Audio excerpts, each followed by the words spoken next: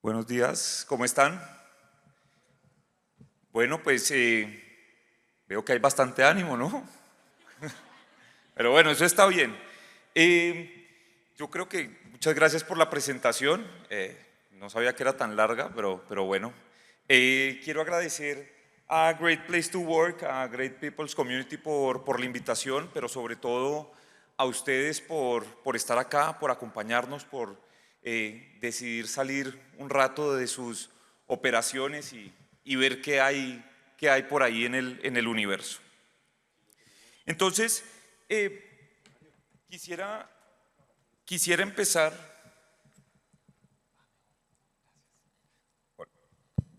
ya, mejor. Entonces, quisiera empezar contándoles que tuvimos en nuestro más reciente estudio más de 2000 respuestas entre gerentes, directores, coordinadores. Todos estos, el 47% fue de empresas nacionales y el restante 53% fue de empresas multinacionales. Esto para darles una vista general de lo que vamos a hablar y de dónde salen un poco los datos que queremos conversar con ustedes. Entonces, hoy en día nos damos cuenta en las conversaciones que tenemos constantemente con las compañías, con ustedes, con sus jefes, con sus pares, etcétera, y también con las personas que trabajan para sus equipos, este interrogante, que es el interrogante de dónde estamos y para dónde vamos y cuál es el futuro del trabajo. Entonces yo tengo una pregunta muy simple. ¿Quién en los últimos 6 meses tomó algún curso en cualquier cosa? Que levante la mano. Por ejemplo, ¿de qué fue el tuyo? Súper. ¿Alguien más? Muy bien. Bueno, así vamos viendo. ¿Cuál fue el tuyo? Muy bien. Ese es uno de los próximos trabajos que se va a empezar a dar. Pero resulta que no solamente estos cursos con estos nombres rimbombantes, interesantes de inteligencia artificial, etcétera, son los únicos cursos que despiertan las habilidades y las competencias que debemos tener a futuro. Por ejemplo, un curso de cocina. Los cursos de cocina destapan la creatividad en una persona y se hace dar cuenta que tenemos habilidades diferentes, porque de eso se trata el futuro del trabajo. Ya lo vamos a ir viendo más adelante. Entonces, continuemos. Los principales desafíos para las empresas en los próximos 5 años, en el futuro del trabajo, podemos empezar con que el 42% de los encuestados respondieron que es la adaptación a nuevas tecnologías. Y aquí, ahora que estaban conversando acerca de las preguntas y de la introspección y las preguntas que debemos a veces hacernos a nosotros mismos es, la última vez que me iban a enseñar algo dije, no me enseñe porque yo no soy tan tecnológico.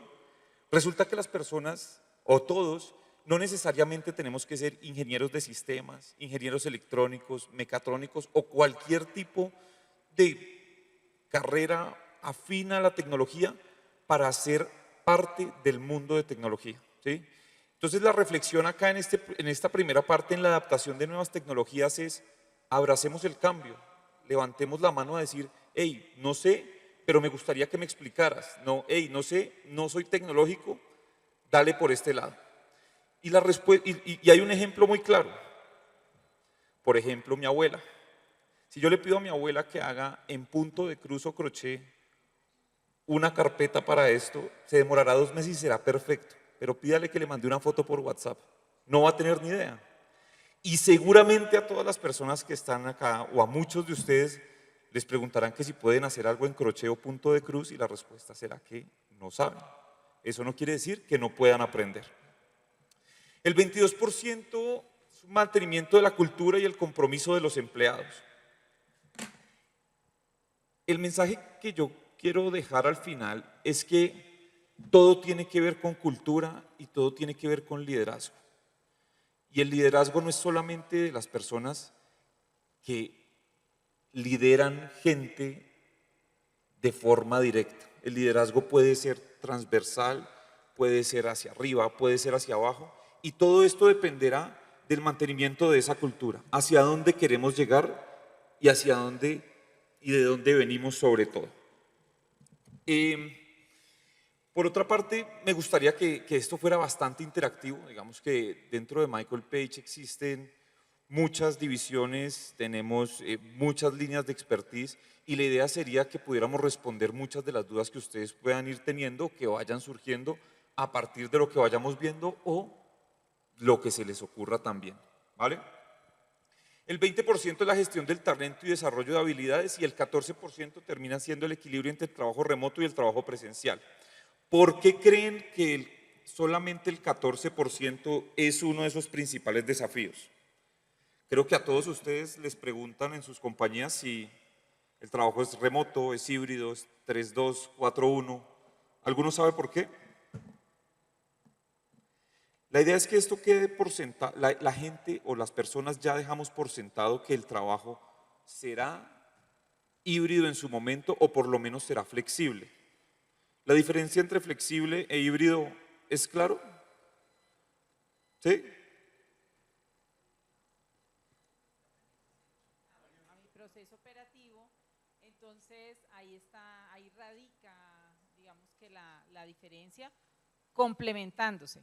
Claramente esa es la experiencia que nosotros hemos tenido en el banco, que vemos que eso se complementa en lo flexible. ¿Listo? Totalmente de acuerdo y lo podemos llevar a un tema del día cotidiano. El tema flexible habla de que yo pueda salir a pasear mi perro a las 10 de la mañana y mi jefe no se moleste porque yo esté haciendo eso.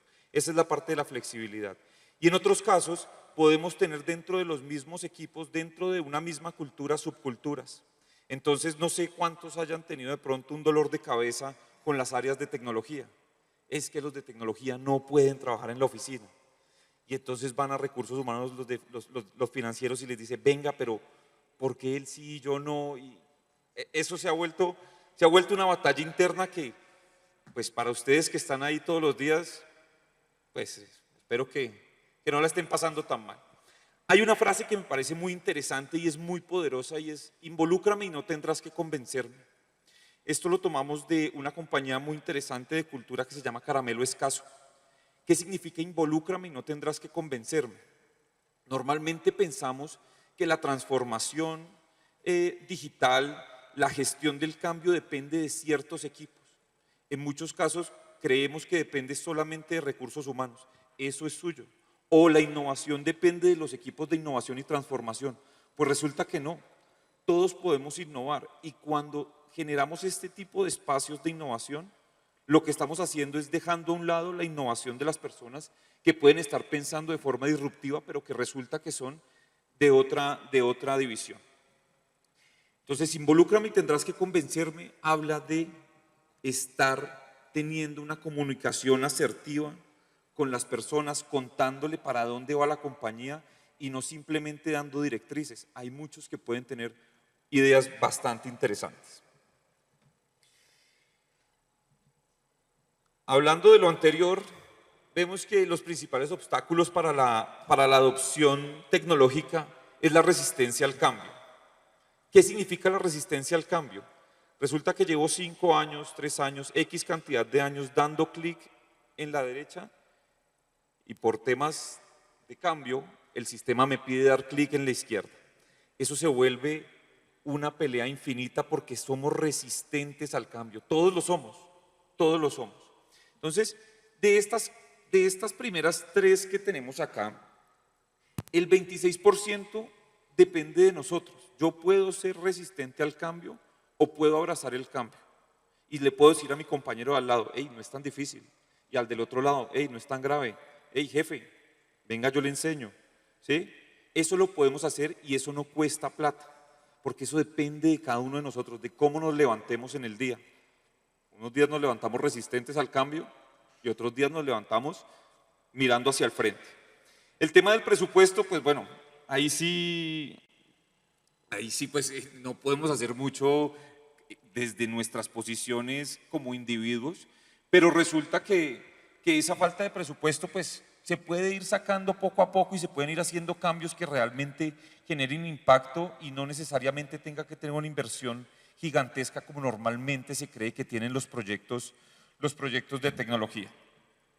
Por otro lado, uno de los obstáculos más importantes, o uno de los obstáculos que más genera ruido dentro de las organizaciones es el retorno de la inversión, porque muchas veces los cambios tecnológicos o las transformaciones no son solamente en sistemas, sino en formas de hacer las cosas. Pero resulta que es un poco invisible, porque si los empleados están felices, pues se supone, según la teoría, que los resultados serán mejores. Pues depende del líder que esté arriba si solamente es numérico o probablemente pueda llegar a pensar en que una vida mejor dentro de una organización le permitirá a esa misma organización sobrevivir al cambio que se viene. ¿Todo bien hasta ahora? ¿Todo en orden? Este punto me parece grave, pero también me puede llegar a alegrar, porque 1 de cada 3 profesionales lleva sus propias herramientas de inteligencia artificial al trabajo. ¿Por qué me alegra? Porque las personas, o por lo menos el 33% de las personas, están pensando en inteligencia artificial. No únicamente en ChatGPT, no únicamente en Gemini, Copilot, estos más conocidos, pero lo tenemos en herramientas, por ejemplo, de gestión de la agenda. Hay muchas personas que lo tienen. O hay muchas personas que, ¿cuántos llevan almuerzo a la oficina? Levanten la mano, los del cartel de la coca, listo. ¿Cuántas veces en el tema anterior de las preguntas se levantan y dicen, ¿y hoy qué voy a llevar? Pues bueno, hay herramientas de inteligencia artificial donde le tomas foto a tu nevera y te dice, haga mercado, por lo menos, o alguna cosa de estas. Pero eso es muy importante. ¿Cuál es la parte un poco grave? Cuando estamos violando quizás las reglas de la compañía y poniendo información sensible dentro de estas herramientas. ¿Qué es información sensible? Dependiendo de lo que defina la organización. Por ejemplo, para nosotros, subir una hoja de vida a Gemini o a Copilot o a alguna de estas es inmediatamente una alerta y nos sale una ventana del computador desde la nada que nos dice, le vamos a bloquear la ventana inmediatamente, te llaman desde Globo. Eso es horrible. Pero ¿qué pasa acá? Y es que aún estamos en la definición de la inteligencia artificial, o la responsabilidad de la inteligencia artificial. ¿Esto es responsabilidad de quién? ¿De recursos humanos o de tecnología, de la junta directiva?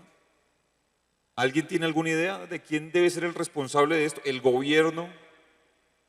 Nadie lo tiene claro en este momento.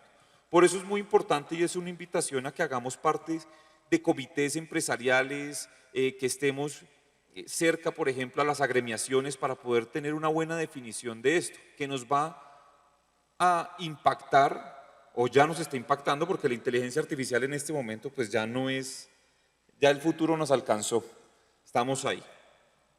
Un poco esta gráfica de acá nos muestra que el 32% de las personas dentro de las organizaciones no tienen en este momento una preparación y el 31% una preparación mínima o limitada. Entre mínima y limitada y que no tiene preparación, con el perdón de todos, para mí es lo mismo.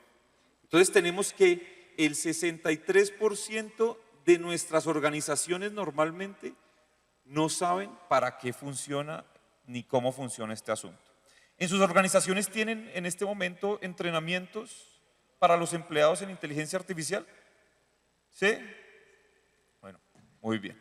De esos entrenamientos, ¿cuántos empleados lo están tomando? ¿Más o menos tienen ese dato? ¿O es obligatorio? ¿No es obligatorio? ¿Es obligatorio? Okay. Sobre todo para entender cuáles son los riesgos que tiene y luego también por otro lado la usabilidad que a este le podemos dar. Y de ustedes, de los que están acá, ¿cuántos consideran que están en el 26%? Levanten la mano. El 26% es que tiene una buena preparación, que ha liberado más o menos 2 horas de su día o 1 hora y 30 de su día a partir de utilizar herramientas de inteligencia artificial? ¿Tú? ¿Qué haces? Cuéntanos. El riesgo que le veo a esto es qué tanto es buena preparación y qué tanto no sé de todo lo que existe. Entonces, en nuestra compañía pasa que las personas tienen todas las herramientas y deciden no utilizarlas. Entonces, ven que yo he liberado un montón de cosas de mi agenda por usar la inteligencia artificial y me dicen, bueno, te funciona a ti, pero a mí no. No, no, pero te explico, te enseño, incluso a mi equipo, ya mi jefe al ver, no sé, que hago una presentación en Canva en 4 minutos, ya no en 3 horas y media, utilizando inteligencia artificial, que es muy sencillo y que pues está al alcance de un clic, me dice como, y bueno, de pronto me puedes enseñar a no demorarme 2 horas, sino menos, o tú lo haces por mí. Entonces la resistencia al cambio es como nuestro más grande reto en este momento. Total, ¿dónde trabajas? En Tech Petrol. Ok, ok. Efectivamente, lo que dices, la resistencia al cambio lo es todo y sobre todo que me alegra saber que hay personas que aún tienen la esperanza en seguir enseñando de forma genuina, como lo haces tú, que es lo que deberíamos estar haciendo todos, un poquito, ir enseñando o dejar por lo menos sembrada la semilla, de decir, te puedo dar un curso gratis acá. Además, por otro lado, esto es tan impactante que las grandes tecnológicas como Microsoft, AWS, Oracle, etcétera, están regalando cursos todos los días. Entonces, o es que no tengo plata, creencias limitantes, no tengo plata, es que yo no estudié nada de tecnología, es que no tengo tiempo, es que, y en el es que nos quedamos. Este es el momento perfecto para empezar a estudiar. Yo vi hace poco de un corredor de maratones que decía, ¿cuál es el momento perfecto para sembrar un árbol? Y hay dos respuestas correctas. Una, hace 25 años, esa es la primera, y la segunda es hoy. Entonces, eso es un símil perfecto para decir, venga, me voy a meter más tarde a buscar en Google cuáles son los fundamentos de inteligencia artificial. Y a partir de eso empezamos a cambiar el mundo. Lo pueden hacer más tarde, lo pueden hacer ahora en sus celulares. Esas son las ventajas de la tecnología. Bueno, según lo que estaban hablando ahora, el upskilling y el reskilling es fundamental para la sobrevivencia tanto de las compañías como de nosotros. Igual las compañías están todas compuestas por personas. Entonces debemos nosotros estar muy pendientes de esas nuevas habilidades que necesitamos, de ese crecimiento y esa mutación dentro de las habilidades, y por eso la rotación de habilidades es la tendencia para los próximos años. ¿Qué significa la rotación de habilidades? ¿Alguien sabe? Levante la mano de pronto. Bueno, la rotación de habilidades significa nada más empezar a cambiar personas de departamentos a otros departamentos de forma temporal, o los que ustedes definan, mejor dicho, que tengan esa potencia para irlos cambiando de departamentos y de funciones. Esto va a hacer que la mente de la gente se abra. Entonces hay personas que dicen, no, es que yo llevo 10 años siendo contador, yo ya no puedo ser nada más en mi vida que contador. O yo llevo siendo 10 o 15 años gerente de atracción de talento, no puedo ser nada más. Pues resulta que no. El mundo en este momento nos está abriendo la puerta a nuevos trabajos, nos está abriendo la puerta a nuevas habilidades que dependen completamente de nosotros. Les quiero contar que el 60% de los profesionales actuales están en roles que no existían en 1940. Esto ya pasó, solamente que ahora estamos súper alarmados porque como estamos hiperconectados, entonces sabemos que en China está pasando X cosa, en el otro lado, y eso genera como una angustia global o una permacrisis, según dijo McKinsey. Pero ¿qué pasa? El día que llegaron los computadores, ese día el mundo pensó que el trabajo se iba a acabar. No se acabó. Simplemente hizo que las personas evolucionaran. Y por eso hablamos de habilidades cognitivas. Las habilidades cognitivas no son más que habilidades de atención, habilidades de memoria, habilidades de percepción, lenguaje, por ejemplo. Eso es bastante importante y en las funciones ejecutivas, sobre todo, va atado a la toma de decisiones. Hoy en día la toma de decisiones sigue siendo aún muy visceral. Si bien está apalancada por números, también hay que hacerle caso a la intuición y por otro lado, para los que tengan canas, pues a las canas también. A todos nos van a salir. Las habilidades de autogestión, yo creo que estas pueden ser una de las más complejas, de las que todo el tiempo estamos trabajando. Uno de los puntos más importantes que carece o que carecemos la gran mayoría de profesionales, y es uno de mis puntos débiles, en la parte de autogestión, es la lista de pendientes. No hay nada más difícil que hacer una buena lista de pendientes.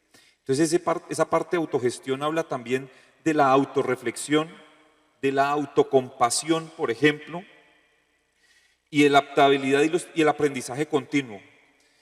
Por otro lado, las habilidades tecnológicas, volvemos a esto. Cuando hablamos de habilidades tecnológicas, inmediatamente nos asustamos porque pensamos que tenemos que ser desarrolladores de software. Y eso no es así. Una habilidad tecnológica es simplemente, como decían ahora por acá, es tratar de sacarle el mayor provecho a una herramienta. ¿Cuántos tienen un smartphone? Bueno, ¿cuántos le sacan el 100% del jugo al celular? Hay unos que le sacan, hay unos que tienen jueguitos, entonces hay un porcentaje mayor, otros que tienen el correo, otros que ni lo contestan, por ejemplo, que ahí uno piensa, ¿para qué tiene celular? Pero las habilidades tecnológicas hablan de eso, de cómo yo le saco el mayor provecho para lo que yo creo que pueda llegar a funcionar.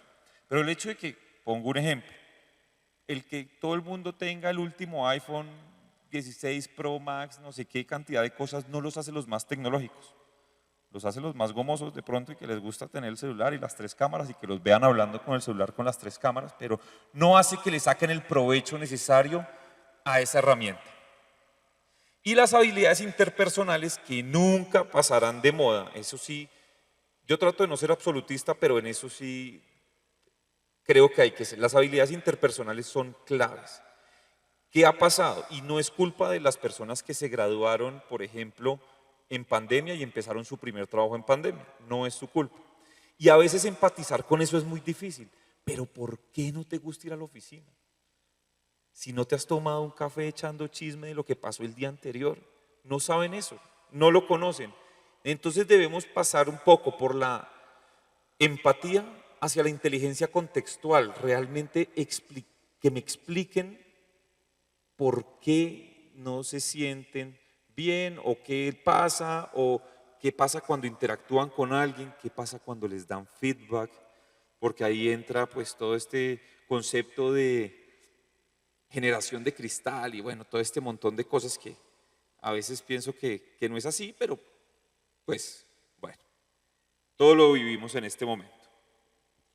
Las habilidades a desarrollar por los líderes del futuro, muchas veces, como decían ahora, cargamos a los líderes con que nos tienen que motivar, con que tienen que estar pendientes de nosotros y nosotros de ahí para abajo pues simplemente exigir, quejarnos y recibir el salario porque eso es lo que vinimos a hacer al mundo. Pero no, resulta que esto debe ser un liderazgo bidireccional, esto debe ir en doble vía. El líder debe motivar a las personas en un 10%, la persona debe automotivarse, debe conocerse, cosa que es muy complicada. A la gente le preguntan, ¿qué es lo que más te motiva? ¿Cuál es tu propósito en la vida? Y se queda uno en blanco, inmediatamente se queda en blanco. Por eso en el futuro del trabajo los líderes deben ser líderes visionarios, adaptables y sobre todo emocionalmente inteligentes. Hoy en día las emociones juegan papeles súper importantes en la motivación, en el entendimiento y sobre todo en el futuro de las organizaciones. Ahora estaba recordando algo que decían y era, es que con usted es muy difícil hablar, eso pega muy duro. porque es que yo no sabía que era difícil. Si me hubieras dicho, de pronto yo hubiera cambiado, o resulta que a veces mi cara es así y pues con la cara no puedo hacer mucho porque es la que me tocó, ¿cierto? Pero hay que tratar de ser muy contextualmente inteligente, simplemente poner en contexto qué es lo que pasa cuando hablo de cierta situación, ¿vale? El impacto de la tecnología en la empleabilidad. ¿Cuántos de ustedes están usando herramientas, no necesariamente de inteligencia artificial, pero herramientas tecnológicas a la hora de reclutar, atraer o certificar personas? ¿Cuál estás usando ahora, por ejemplo? La agenda de nuestro especialista en atracción y talento, y agenda él a su disponibilidad de la agenda de nuestro especialista en atracción y talento, la hora que le queda mejor. Y eso en el desarrollo se contacta como si fuera un bot, le pregunta, hola, ¿cómo estás? De acuerdo al nombre de perfil, supongamos Juan, ¿te quedan bien estas horas? Sí, listo, da clic y de una se redirige a la agenda de nuestro Teams y vincula la sesión, y en la sesión crea el chat y de una vez adjunta como un resumen del perfil para que nuestro especialista en atracción y talento pueda conocer un poco más de fondo quién va a ser la persona, para que esa conversación se dé un poco más centrada en momentos genuinos. Súper interesante. Ayer me decía un cliente francés que estaba muy preocupado porque el lunes había tenido una entrevista final para la contratación de un vicepresidente. Un vicepresidente seguramente en esa compañía tendrá por debajo 500, 700 personas, y resulta que se dieron cuenta que la entrevista la hizo 100% con una herramienta de inteligencia artificial. Entonces, mientras le iban hablando, la herramienta le iba entregando a la persona, todo esto a través de Teams, le iba entregando a la persona las mejores respuestas, porque le había dado contexto a la herramienta de la compañía y del reto, y le empezó a botar todas las respuestas. Y cuando lo llamaron a la última entrevista de forma presencial, resulta que no sabía hablar ni inglés. Y entonces nos dice el cliente, ¿usted qué va a hacer? ¿Cómo me va a garantizar eso? Pues back to basics, que vayan a la oficina a la entrevista y nada que hacer. No, es que no puedo. Bueno, pues otro día lo cuadramos, o bueno, lastimosamente este proceso necesita de que estés acá de forma presencial. Me hubiera gustado hacer la pregunta que iba a hacer antes de mostrar este slide, pero bueno. El 68% de las personas encuestadas en nuestro último estudio nos dice que se crearán mucho más empleos de los que se eliminarán. Justo iba con el tema anterior de que en 1940 pues estábamos, que el 60% en 1940 de los empleos pues no existía. Entonces esto quiere decir que el que esté haciendo algo en este momento que no le guste, tranquilo, porque se vienen cosas nuevas y con seguridad el conocimiento que ustedes tienen, no solamente ustedes, sino en general, de ciertos procesos se pueden transferir a células tecnológicas donde pueden desarrollar nuevas aplicaciones. Por ejemplo, ahora lo que decían el agendamiento proactivo a través de las herramientas, pues ustedes son los únicos que conocen, por ejemplo, en este caso, ese tipo de flujos y sobre todo los dolores que tienen. Entonces, no hay que dejarle la responsabilidad 100% a tecnología, pero tampoco 100% al negocio. Quería contarles también que más del 65% de los trabajos del futuro efectivamente no existen, y que en el 2030 aproximadamente, según estudios de Harvard y Stanford que estábamos revisando esta semana, dice que las carreras que hoy conocemos ya van a dejar de existir, todas apalancadas a partir de inteligencia artificial o sobre todo en el tema de sostenibilidad. Para las personas que aún siguen pensando que la sostenibilidad es solamente sembrar árboles, reciclar, tener 3 bolsas de basura diferentes, resulta que no es solamente eso. La sostenibilidad va, como su palabra lo dice, a sostener una compañía, un negocio a lo largo del tiempo. Muchos empleos que se crean, muchos empleos que evolucionan. Yo creo que como muchos de ustedes han ido en algún momento ascendiendo, cambiando de trabajo, se han ido dando cuenta que los trabajos evolucionan, así mismo como ustedes, cada que entran a un nuevo rol o a una nueva compañía, esta los va a ir retando. ¿Se eliminarán empleos? ¿Quién? Esta pregunta va a estar fuerte, pero ¿quiénes de los que están aquí, si estuvieran en su mismo puesto de aquí a 10 años, quién cree que se quedaría sin trabajo? Ninguno, ¿cierto? Entonces uno dice, pero ¿por qué es tan bajito esto que está acá? Debería ser acá. Porque no creemos que algo puede ser superior a nosotros. Pero resulta que sí. Nosotros tenemos, nuestra cabeza es limitada, nuestra memoria es limitada, por eso siempre necesitamos cada vez muchas más herramientas. Entonces probablemente mi trabajo en este momento se ve supremamente afectado también. Entre comillas es muy sencillo, ¿no? Escoger personas y uno las pone y eso es muy fácil, reclutar y ya está. Pues resulta que habrán herramientas que puede que reemplacen ciertos pasos de lo que yo hago hoy en día. Espero que no en 10 años, pero sí me pone a pensar diariamente qué voy a hacer diferente y qué tiene que hacer diferente la organización. La preocupación sobre la implementación de la inteligencia artificial y otras tecnologías emergentes del trabajo. Estos son riesgos de seguridad y datos, en general, lo que hablábamos al principio. ¿Quién es el responsable de esto? Desde mi punto de vista, creo que somos todos los responsables. Y la dependencia excesiva de la inteligencia artificial, yo creo que hay que depender, pero no del todo. ¿Por qué? Porque hay contextos que la inteligencia artificial quizás no tenga en temas de conversación o inteligencia artificial, bueno, pues la gente que saluda a ChatGPT, hola chat, ¿qué respondo a este correo? Pues resulta que como no tiene el contexto, no te va a responder del todo y tu capacidad de pensar e imaginar se empieza a ver reducida. Y lo veo, yo lo veo mucho en generaciones nuevas y emergentes que son nativas digitales, que todos se lo dejan a eso. Y tú les haces una pregunta alrededor de lo mismo y no te lo responden. Te dicen, no, espérate, yo busco en ChatGPT. No, por favor, quiero que pienses. No me importa si la respuesta es correcta o no, si es buena o no, pero quiero ver tu capacidad de pensar. Las medidas para garantizar la transición y sobre todo ya para cerrar y dejar el micrófono abierto si tienen dudas, preguntas de lo que sea, también pueden preguntar si la hoja de vida lleva foto o no, ese es un clásico. Pero es invertir en capacitación y formación. Hay muchos cursos, como les digo, donde la empresa no debe ser responsable, pero la empresa sí debe generar esta cultura de curiosidad e innovación para que las personas levanten la mano y estén molestando, tocando la puerta y decir, ¿tenemos algún curso al que yo pueda entrar? ¿Tenemos alguna persona, por ejemplo, en este caso, que sepa un poquito más de algo que el resto no?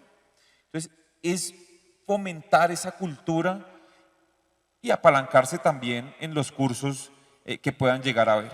Establecer políticas claras sobre el uso de la ética en la inteligencia artificial. Como les decía ahora, es importante que la gente sepa qué puede y qué no puede hacer, para que ustedes no tengan problemas a futuro, porque todo se lo estamos derivando a la inteligencia artificial. Y resulta que las tareas que creemos que pueden ser más simples, como en mi caso que les contaba ahora, cargar una hoja de vida, que recibo cientos de hojas de vida al día, o recibimos más bien en la empresa cientos de hojas de vida al día, que pareciera una tarea tan sencilla de procesamiento, pues resulta que es una de las violaciones más grandes que puede haber dentro de Page. Por otro lado, como una conclusión y también recomendación, es entender si estoy trabajando sobre los problemas correctos. No todo es un problema. Y a veces estoy gastando mi energía en problemas que no lo necesitan. Esa definición, entre comillas, del problema correcto o del reto correcto nos va a dar un camino diferente y de pronto un camino mucho más marcado de hacia dónde debemos ir. Por otro lado, abrazar el cambio. En el abrazo del cambio, eso lo hacemos todos los días y lo hacemos de forma personal. Entonces la invitación es que empiecen desde su propia casa, como les decía ahora, quizás viendo cuál es el menú de mañana para los que llevan el almuerzo a la oficina o para los que toman una ruta alterna o para los que quieren viajar Eh, Eso sí es súper interesante. ChatGPT, tengo $400 y quiero irme 10 días a Europa, ¿qué hago? Y te saca un plan con los $400, que de pronto no vas a pasar tan bien como quisieras, pero te alcanzan y te rinden. Y por otro lado, las habilidades humanas que seguirán siendo esenciales, la creatividad, el pensamiento crítico, la empatía y como les decía ahora, la inteligencia contextual. Les dejo por último un libro que me parece muy interesante, que no sé si lo conozcan, que se llama El líder que no tenía cargo. Lo he leído un par de veces ya, siempre encuentro uno cosas diferentes. Es de Robin Sharma, donde simplemente nos invita a dejar ciertos egos a un lado y a involucrar a las personas en la toma de decisiones, pero sobre todo involucrarlos en que también puede ser líderes y que no todo tiene que ser tan jerárquico. Esto era lo que les queríamos contar. Les dejo los micrófonos para que hagan las preguntas que quieran con respecto a qué están pidiendo de pronto los clientes, los candidatos, la foto, etcétera. No, allá. No es una pregunta, sino un comentario y es, ese aprendizaje de inteligencia artificial en los equipos no lo vamos a poder hacer nosotros desde nuestra plataforma, o sea, crear nosotros los contenidos de inteligencia artificial o de proyectos o de automatización de procesos o de cómo generar eficiencias, no lo vamos a poder crear nosotros, imaginarnos que no lo vamos a poder hacer es muy complejo, va a demandar tiempo y cuando yo creé el curso hoy, ya mañana la tecnología mudó, se transformó y ya quedó obsoleto. La invitación desde la experiencia personal que yo tengo es hay que aplicar a todo lo que hoy está disponible. Entonces, Cenatic con Coursera sacó un montón de cursos, yo desde el equipo de talento humano creamos la ruta, porque pasa como cuando vas a un hotel all inclusive, tú vas y vas a desayunar y ves tamales, empanadas, arepas, tortas, no tienes ni idea qué comer. Si tú le dices al trabajador, fórmese en inteligencia artificial, él no va a tener ni idea por dónde empezar y por el contrario me va a generar incluso malestar. Pero si el equipo de talento humano me entrega una ruta con base en mi cargo, me queda más claro y aparte me dice, estos 2 cursos aplique aquí en Coursera y usted los puede hacer. Si usted, vamos a rifar unas licencias de Platzi y entonces a usted le correspondió esta y va a hacer esto. Es decir, desde que talento humano genere la ruta a cada persona por áreas, por cargos, de lo que tienen que formarse las personas les queda la tranquilidad de qué tienen que hacer. En las cajas de compensación, si me preguntan a mí cómo logro ese plan, con cajas de compensación, proyectos, inteligencia artificial, ciberseguridad, ética y todo es mandatorio, es decir, les dijimos a noviembre 20 usted tiene que haber hecho estos 5 cursos. Pero les damos el dónde, entonces esto los obtiene a través de Coursera, esto lo obtiene a través de Platzi, esto lo obtiene gratis a través del SENA con el Ministerio y Fedesoft, que están dando cursos gratuitos en temas de tecnología, estos los hace con la caja de compensación, estos 2 últimos los hace con caja de compensación. Entonces digamos que no se requiere, porque la angustia que tenemos todos es dónde formarnos y en qué y por dónde empezar. Talento humano debe ser el líder de este proceso de entender qué genera valor de acuerdo al cargo, de acuerdo a las áreas, establecer una ruta de formación y entregarle el cómo, el dónde y el para qué a cada persona para que podamos tener eso, ir cerrando esa brecha. Totalmente de acuerdo y quisiera sumar que en este momento no existe un área más crítica para la transformación que talento humano, porque es que la transformación y el cambio y la adaptación depende de cada uno de nosotros. Entonces, según lo que dices, es responsabilidad de talento humano generar estos planes o estas hojas de ruta donde efectivamente tiene que haber un curso para todos, como el curso de ética cuando uno llega a la oficina. Eso es para todos, independiente si es de mercadeo, de recursos humanos, de tecnología. Pero luego empiezan a existir estas culturas y estas subculturas dentro de ciertas áreas que necesitan una capacitación diferente. Pero tienes toda la razón y creo que todos los que trabajamos con personas y para personas dentro de las organizaciones deberíamos creernos más el cuento en que somos nosotros los que generamos ese cambio. Les pongo el último ejemplo. Yo puedo tener el Ferrari de los sistemas puesto en mi oficina, pero si la gente no lo sabe usar y no lo quiere usar, pues ese Ferrari se va a dañar, porque ese Ferrari tiene unas formas de ser manejado a ciertas revoluciones, con cierta gasolina, y esa gasolina es la que le tiene que implementar recursos humanos. Entonces, gracias por la intervención. Para cerrar, créanse el cuento, ustedes son transformadores del país y del mundo, entonces hay que irlo haciendo poco a poco y acuérdense que es de ustedes. Muchas gracias.